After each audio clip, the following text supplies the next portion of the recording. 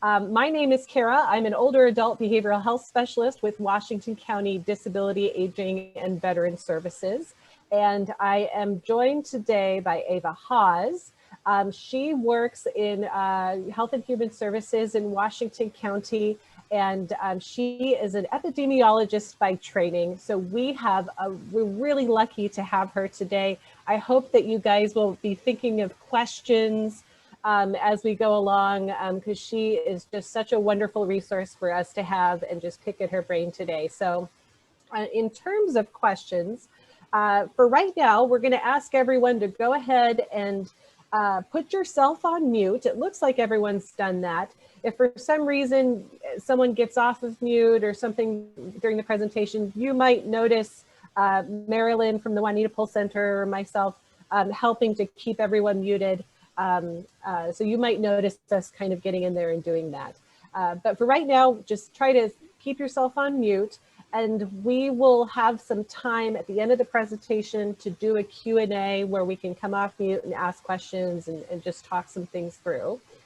But in the meantime, feel free to use the chat box as we're going along. If questions come up or, or thoughts or resources or other things come up, go ahead and use your chat box. It should be in, there should be a toolbar usually on the bottom of your screen. Chat box is usually towards the middle. And if you hit chat and go ahead and type away, we'll try to, any questions that we haven't answered by the end, we'll try to review that chat box and get to your questions that way as well.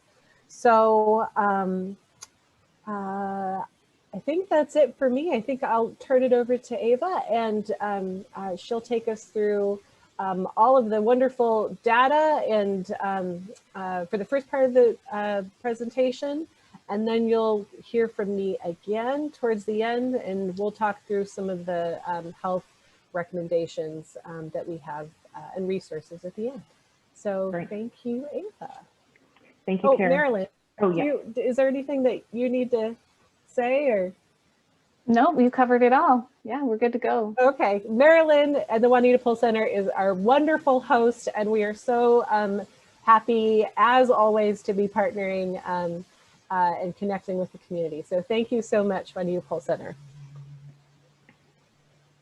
Thank you, everybody, for joining us this morning. Thank you, Kara, for that lovely introduction. My name's Eva Hawes. I work typically in the director's office in Health and Human Services, doing all things measurement and evaluation. But for the last 7 months or so, I've been working as one of the epidemiology supervisors on the COVID-19 response. So I'm glad to be here sharing information with you all. I will also say that today is the Great Oregon Shakeout, which is our annual drill that we do at 10:15 this morning. So at 10:15, I am going to pause and ask us to just I'm not going to ask us to physically get under our desks and tables, because I think that might be a little challenging given that we're all on Zoom. But I just do want to pause and spend a couple moments thinking through emergency preparedness, as it's really important for the earthquake. Okay. As Kara said, I'm happy to take questions as we go through, but I think it'll be more efficient if you type in the chat anything that comes up, and we'll review those. If I do say an acronym, which is, or something that is not making sense in the moment, please say something and we'll review that. Okay.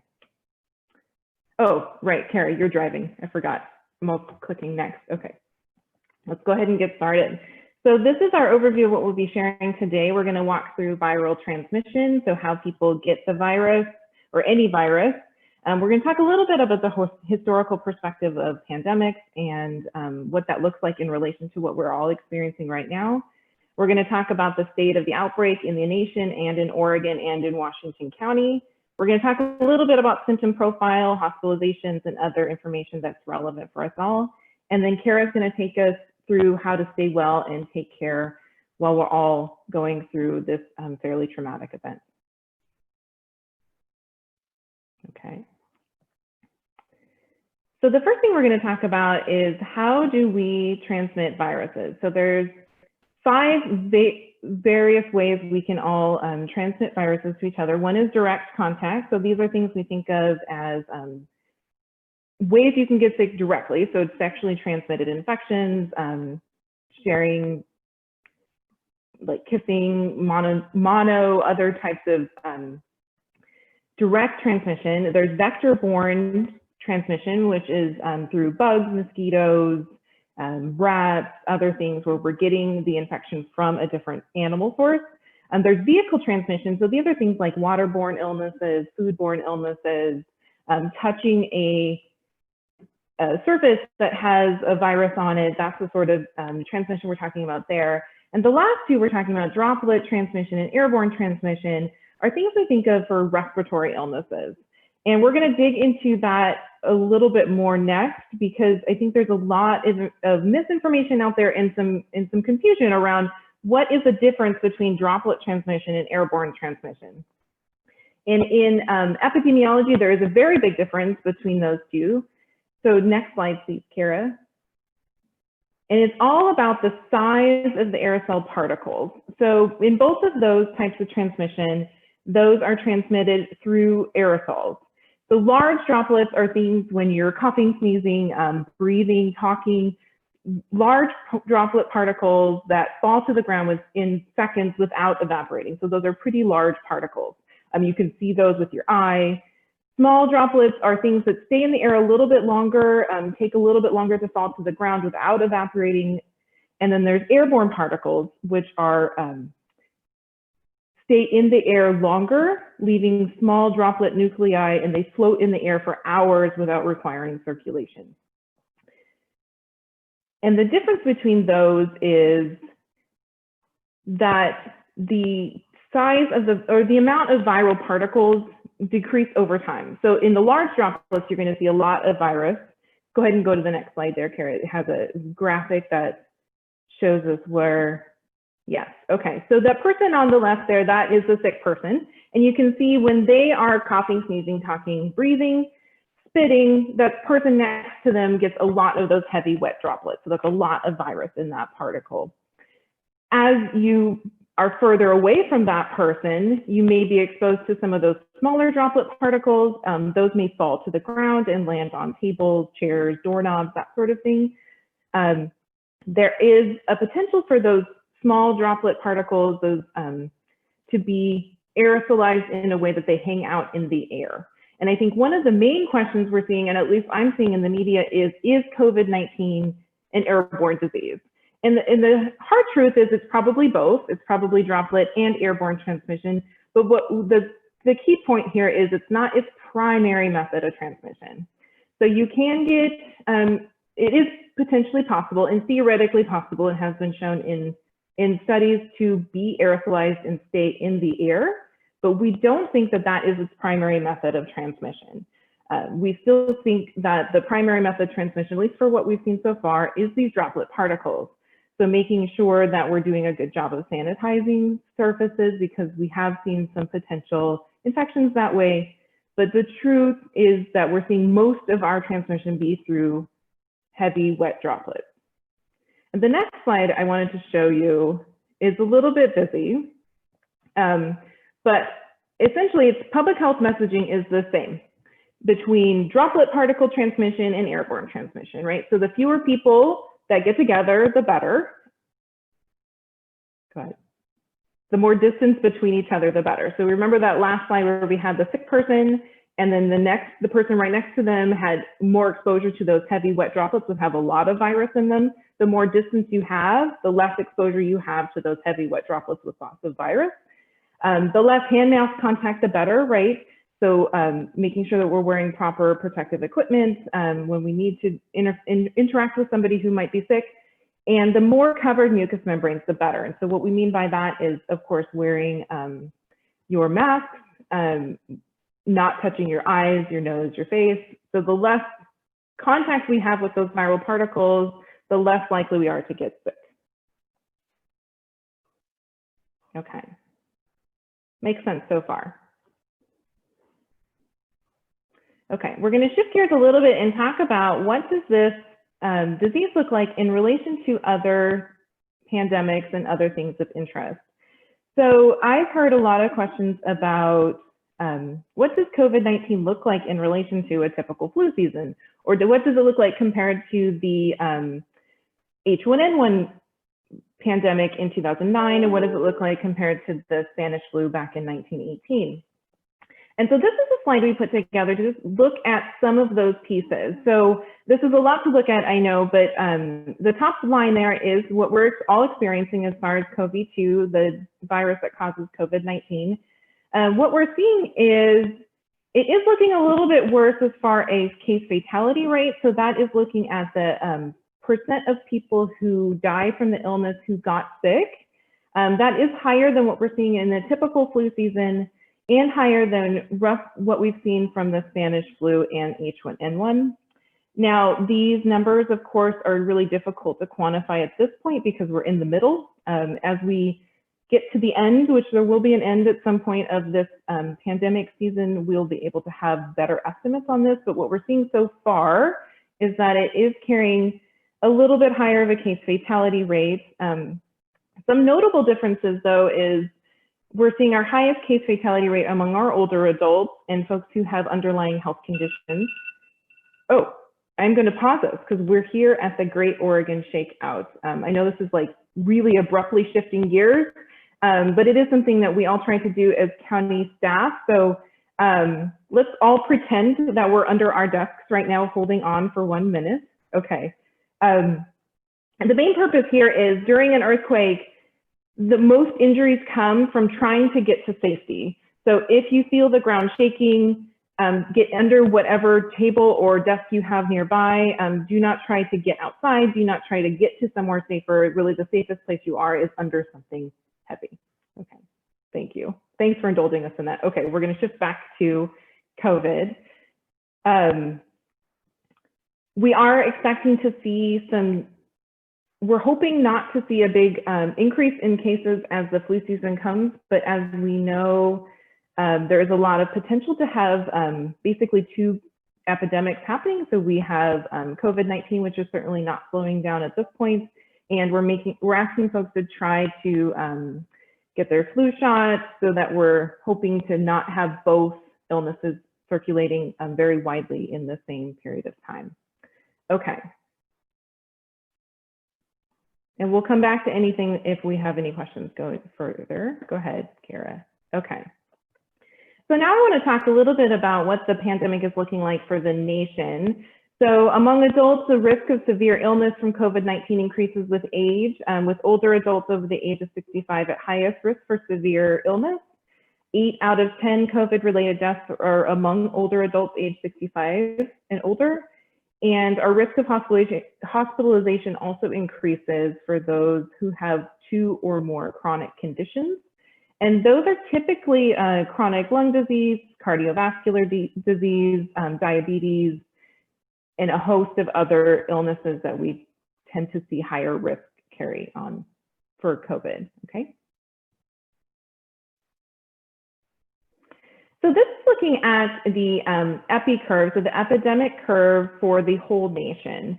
You can see there, I know that's very tiny at the bottom, but that's around February when we started picking up, a little dip and then a big jump up in July. You can see too, this is up as of last week. So we have not yet reached what we call baseline. So we haven't yet dipped back to normal levels. So when you hear in the media talking about the second wave or in the first wave, we really think we're still in that first big surge of infection. What we saw in, well, not we, but what scientists saw in 1918 was when they talk about that second wave of infection is we got back down to a baseline level of disease and then got shot up again on another curve. So we don't think we're quite there yet. We haven't really returned to a place where we're getting less infections. You can see in the United States, we have differences based on geography. So Oregon there, have been historically and still are in pretty good shape. We tend to be in the lowest bins of illness for new infections, for hospitalizations, and for deaths. Doesn't mean we don't have issues, doesn't mean we don't have disease here, but compared to the rest of the nation, we're doing okay. The only states who really consistently score higher or better are in the New England states, so around Vermont. Okay.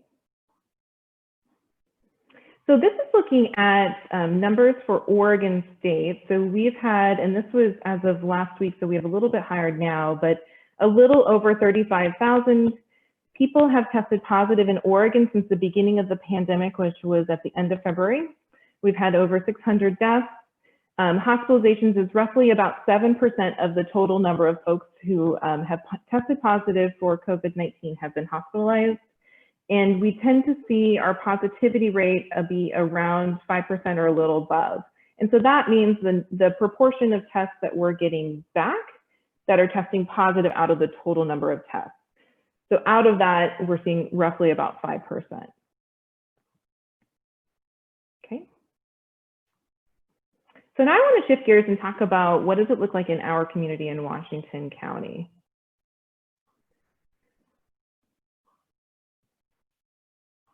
So in Washington County, we've had more than 5,000 people test positive, and we've had 67 deaths.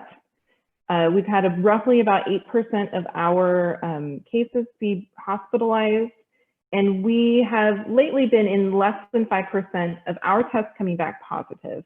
So that really gets us at, are we getting enough tests out there? So if we have enough tests out there, enough people that are testing, and we have our test positivity come under 5%, we feel like that is getting us a pretty good estimate of the amount of illness in the population. If we saw higher test positivity rates, we would be really concerned that we're not testing enough people.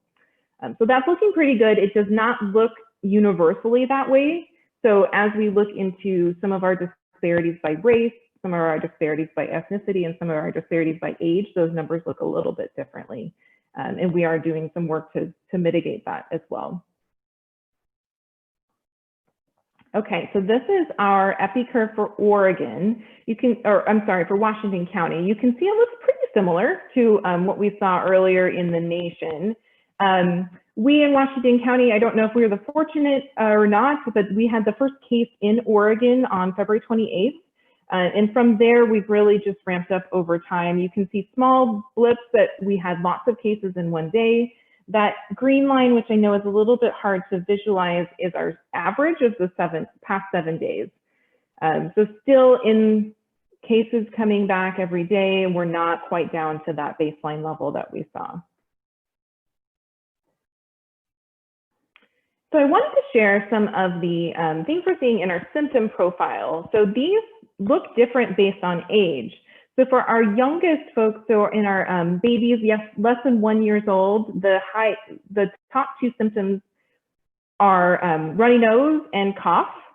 In our youngest age children, 1 to 9, it's fever.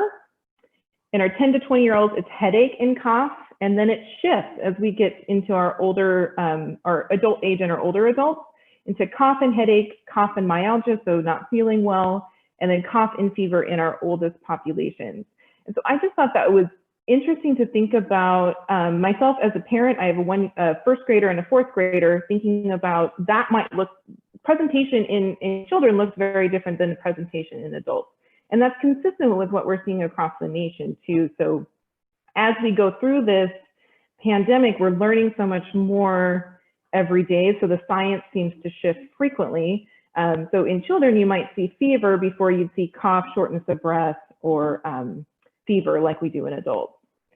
About 12% of our cases in the county are asymptomatic. So that means they didn't present with symptoms and they just got a positive test, either because we were testing in our long-term care facilities or because they were exposed to someone who had COVID-19 and went and got tested. That is pretty consistent as well as what we're seeing across the nation. And we do know that people who are not presenting symptoms are able to transmit the disease as well. So just keeping track of that as we go along. And we're also looking at, for people who have pre-existing conditions, does that symptom profile look a little bit different? And for all of those pre-existing conditions, and again, this is like chronic lung disease, chronic cardiovascular disease, diabetes, et cetera, the most frequently reported symptom was cough. except for folks who reported current smoking or cannabis use, and that most frequent symptom was headache.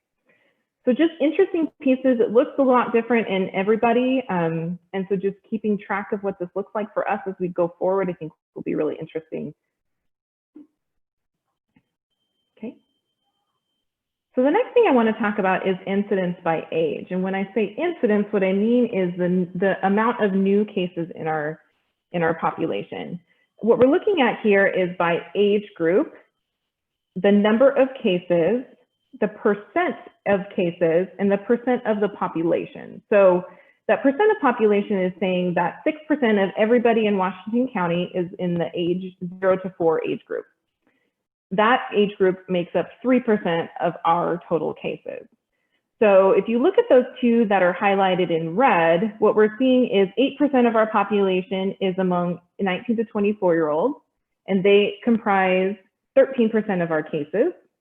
38% of our population is among 25 to 49. They comprise 46% of our cases. So just keeping track of where the burden of our disease diagnosis is, it is in our younger adults, which is very different than what we saw before.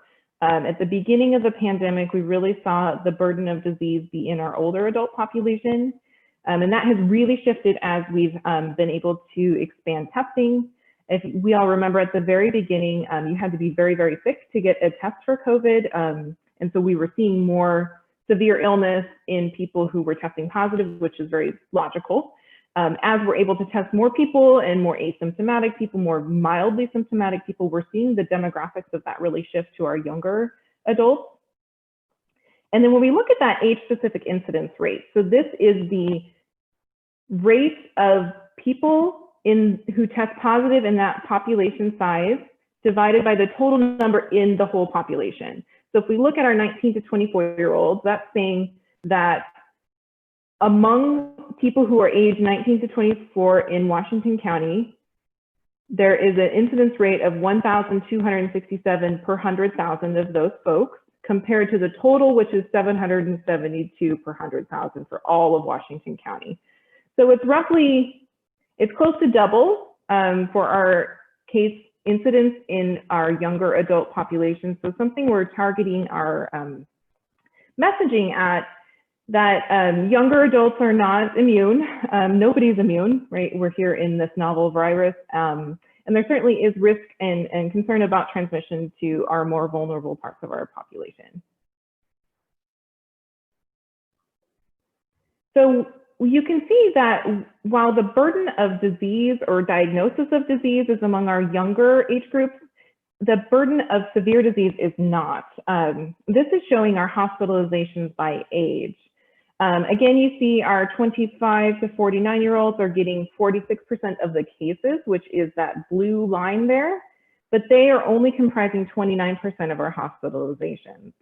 And that risk certainly increases with age, as we're seeing 9% of our older adults, so 65 and over, having 9% of our cases are among that age population, but 38% of our hospitalizations. So just continuing to monitor this so that we know who is getting the most severe illness and what we can do to mitigate that happening. And that, again, this is very consistent with what we're seeing across the nation in our older adults having the most burden of hospitalizations and severe illness. And for deaths, we're seeing a similar pattern. So every 1 death in our ages 25 to 49, there are 4 deaths in the 50 to 64-year age group and 36 in our 65 and over. And that is just a ratio. So looking at the number within 25 to 49 compared to those other age groups. So it's really a good illustrator of why we're concerned about transmission. Even though younger people aren't getting as severely ill, certainly they can. We've seen that as well, but concerns about transmitting that to our older populations for sure. So compared to people below the age of 60, as we talked about, older adults are more likely to be hospitalized and have an increased risk of death. So it is very important that we're doing all we can to mitigate the impact of that spread.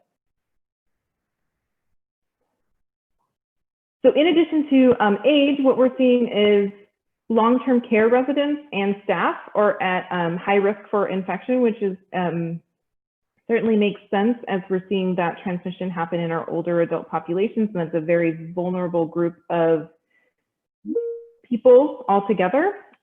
People with underlying health conditions or medical conditions are at increased risk for infection and severe illness.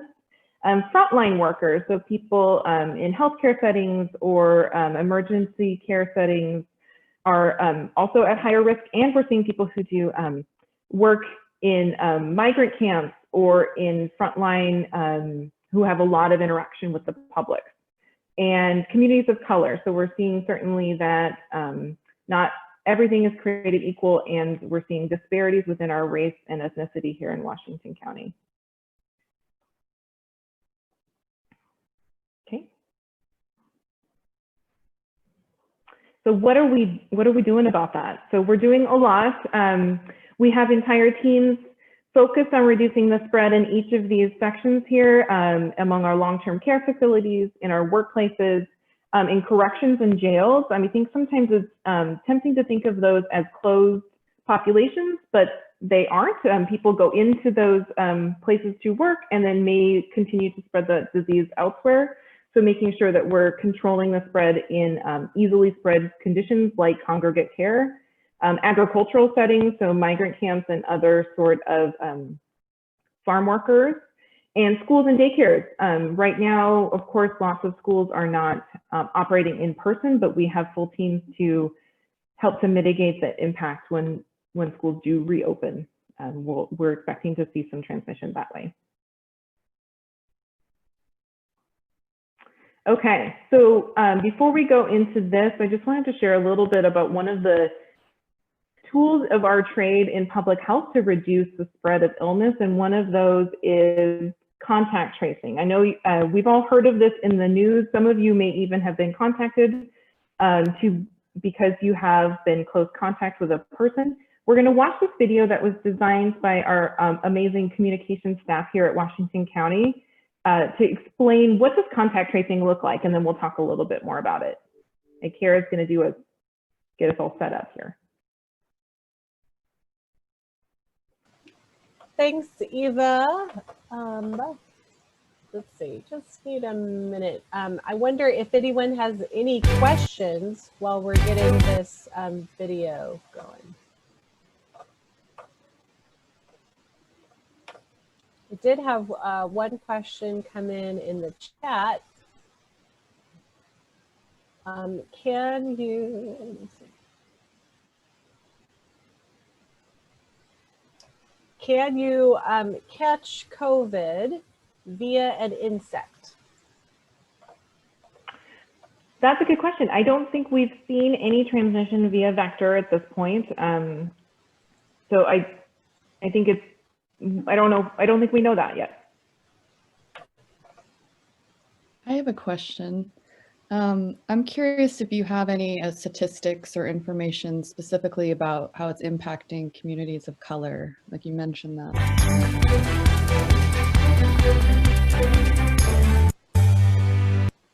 Yes, we do. We see disparities. I don't think I have those in this slide deck, so we're not going to review those as a group today, but I'm certainly happy to bring those to another time. We're seeing disparities, especially among our Hispanic, Latino, Latinx population. We're seeing that be about 6 times higher than our non-Hispanic population, so our diagnosis rate is much, much higher than that population. And we also are seeing disparities among our Pacific Islander and Native Hawaiian populations. And we're doing lots of work to increase testing and education in those communities to try to mitigate that impact. Great question.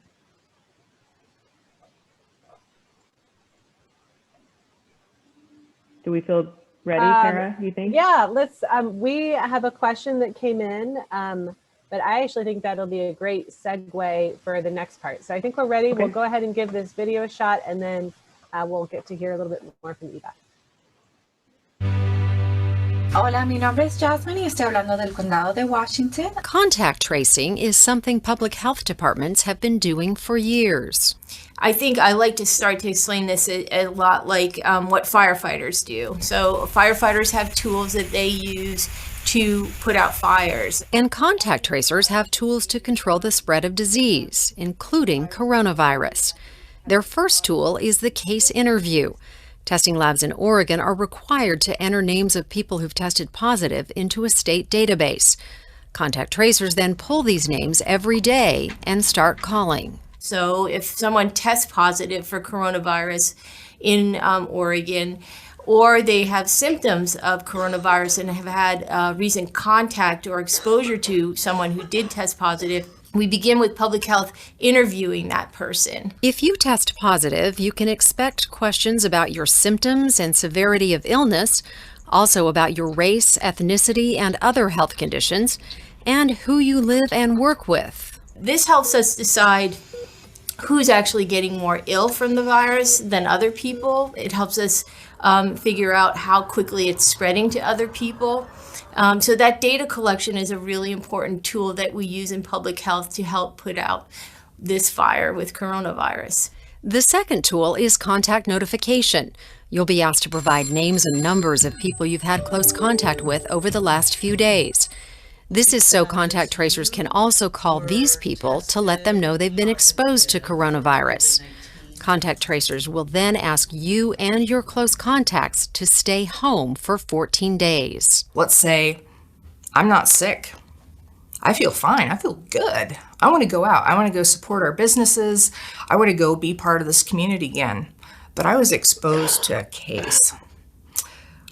If I have the best interest of the community at heart, I will stay home as requested by public health, because with this virus, you can spread it before you know you're sick. But what if you have to go to work to pay rent and buy food? Public health departments will help.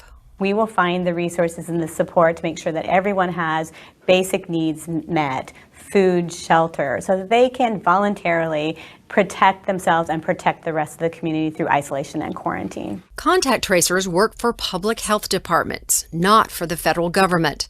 They will never ask you for your social security or credit card number or for your immigration status.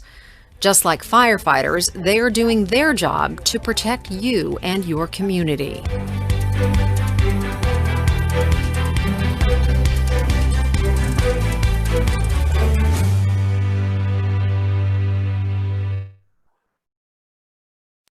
Thank you, Kara. That was great. So that is a brief overview of what contact tracing looks like. So the theory there is, if we isolate enough people who've been exposed to the disease or have the disease, then there'll be less people for the disease to spread to. And if we can continue that, and we can continue other sources of interrupting that illness, like wearing masks or staying socially distanced. Is it auto playing the next video? Yeah, sorry. There we go. Okay. My screen froze, I think. Can everybody hear me okay? Yep. Okay, good. Okay, so the theory there is, if we reduce the amount of opportunity for the virus to spread, we'll get less spread of that disease, right? So we'll get less people infected because there's not enough people for that disease to spread to. Another way to do that, of course, is to increase immunity. So once we have a vaccine available, if we have enough people immune to that illness, we'll have a less disease spread. We see this in novel diseases where we have very little to no immunity. That just spreads like wildfire if we're all close together, because we're all susceptible to that. And knowing that there are vulnerable parts of our community that are getting that more often, getting it more severely, and dying from that disease, we really want to do everything we can to stop that from happening. Okay. Oh, that is a good segue. Yes, we can't do that without everyone's participation. So making sure that we are all wearing our face coverings if we're out in public, even if you're feeling fine. because we know that people can transmit that pre-symptomatic. So before you have symptoms, you can transmit the disease, or even if you don't have symptoms. And when you can't stay 6 feet apart, and even when you can stay 6 feet apart, just wearing those protective face coverings are really important. We're learning lots and lots more about how effective that actually is.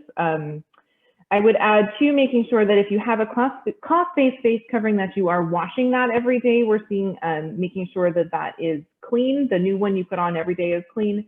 But we are seeing really successful interruption of that transmission by wearing those even cloth-based face coverings.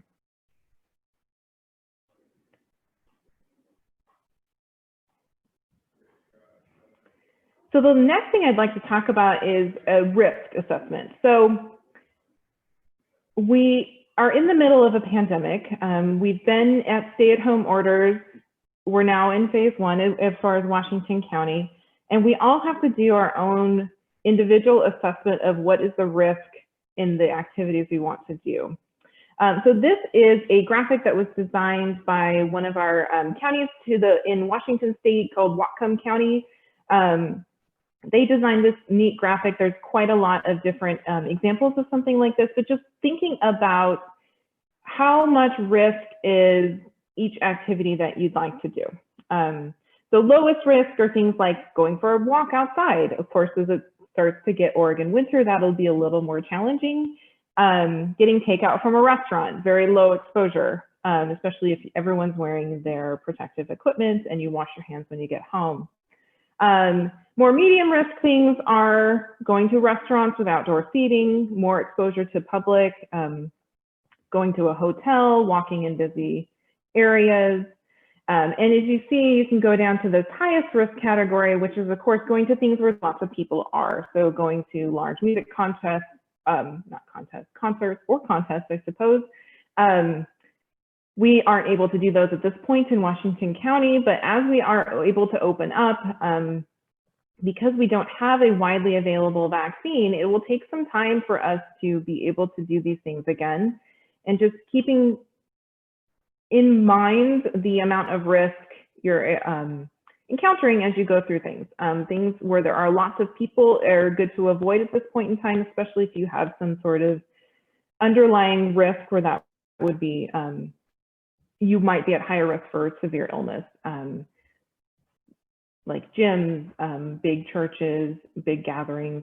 We are concerned as we go into the holiday season with these big, where we have traditional, right, larger family gatherings. Just thinking through how to do that safely is really important since COVID is not quite done with us.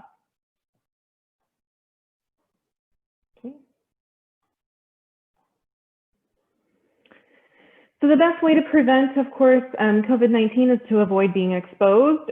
With respiratory illnesses, that is, I think, certainly a lot easier said than done.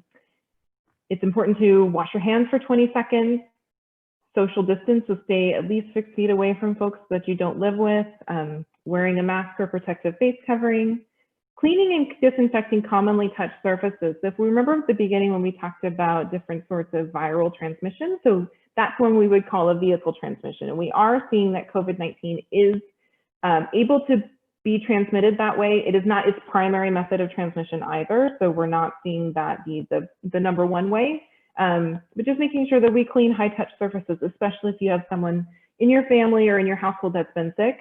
Avoid touching your face. I think this is certainly much easier said than done. Throughout this whole pandemic, especially of being on screens, I've noticed how much I actually do touch my face. So just keeping that as little as possible from transmitting something you've touched to your mucous membranes.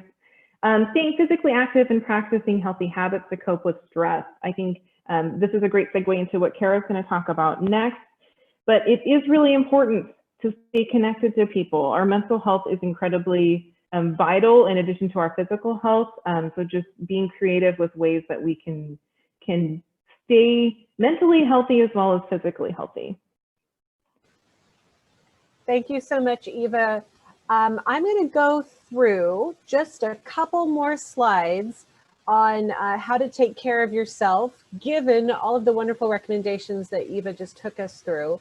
And then we will have time to go back and ask questions. We've been getting some questions coming in. Feel free to put them in the chat. Or if you'd like to ask anonymously, then go ahead and send a private message. You could do that to either me, Kara, or Eva, and we can read your question privately as well and get it answered. So there'll be more opportunities to ask questions.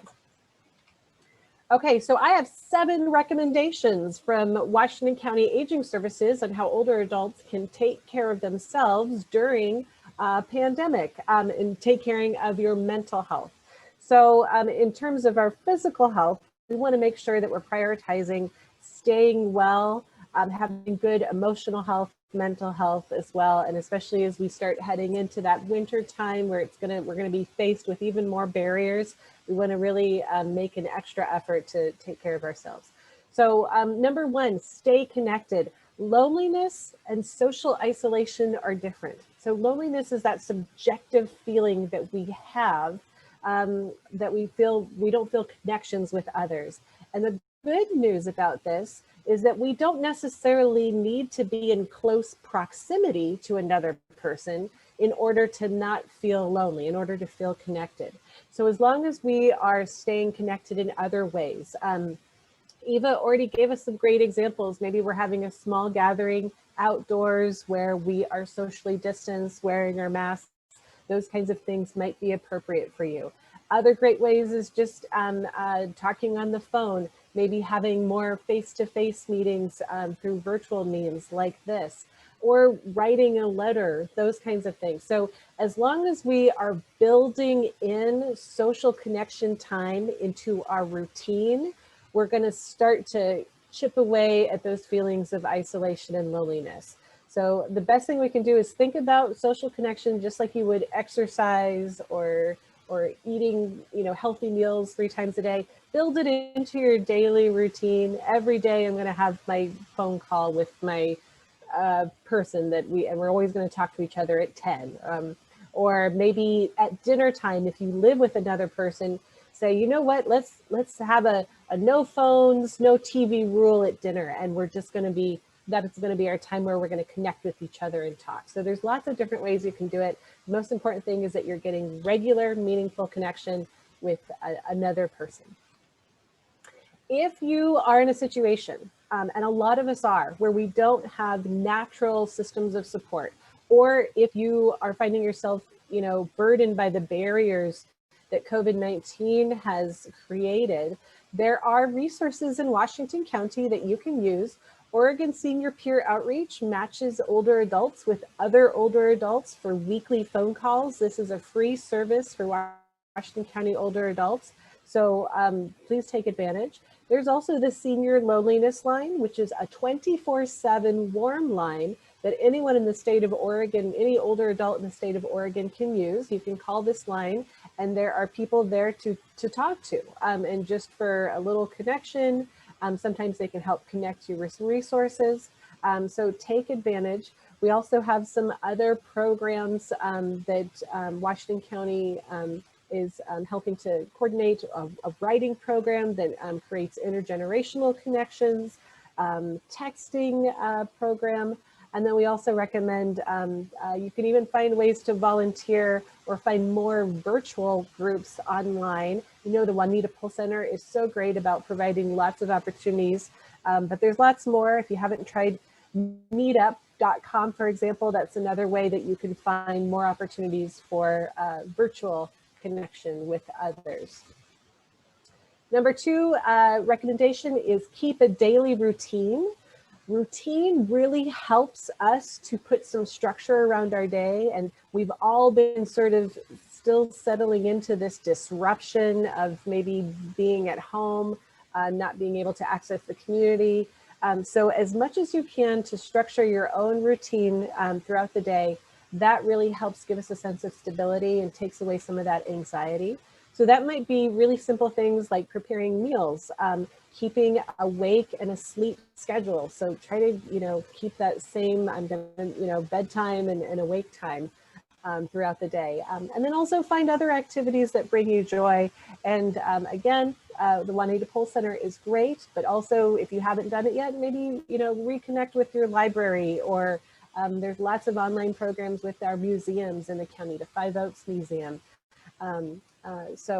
However you want to structure your day or your week, routine is going to be really great for reducing feelings of anxiety.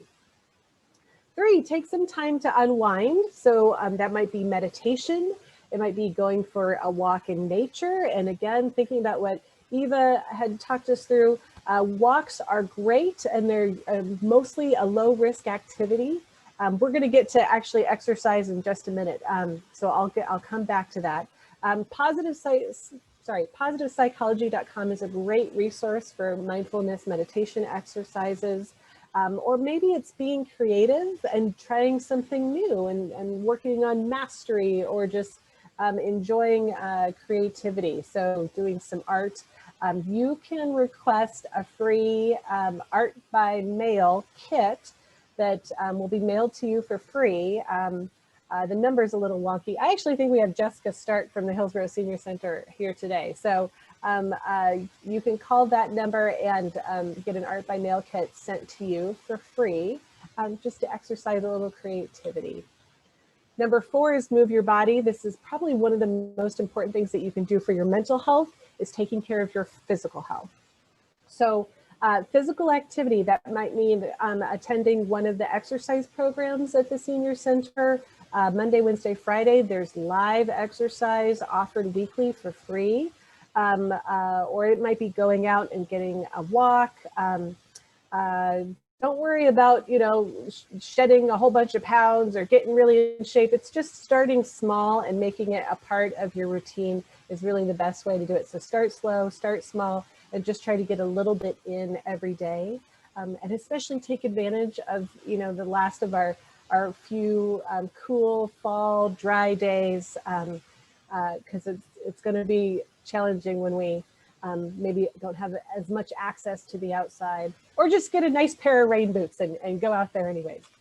So a few recommendations about exercise. As Eva said, keep a 6-foot distance from others. We recommend walking in your neighborhood. So even though it might be tempting to go to the most beautiful spot in the metro area, or the really hot park, or the most beautiful trails, I would invite you to rediscover your own neighborhood and try to keep it local. What we want to do is try to avoid places where we might be posed with, there might be crowds. And of course, when we go to places like that, we're sort of contributing to that crowding. So kind of keeping it local, walking around the block, find a new route, and just rediscover the beauty and all the wonderful things in your own neighborhood. I think it's a really fun exercise to do. Wearing a face covering, I bet Eva could ask, I get asked this question a lot, so I bet Eva could ask or answer this a little bit better. A lot of people want to know, do I need to wear a face covering when I'm going for a walk?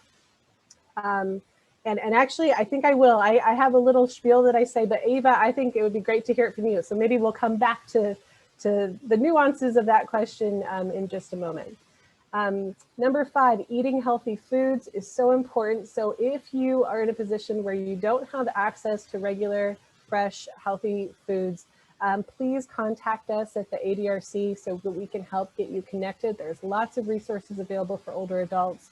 And especially if you're really trying to reduce community contact, please reach out so that we can support you in that. The ADRC number is at the bottom of all of these slides right here.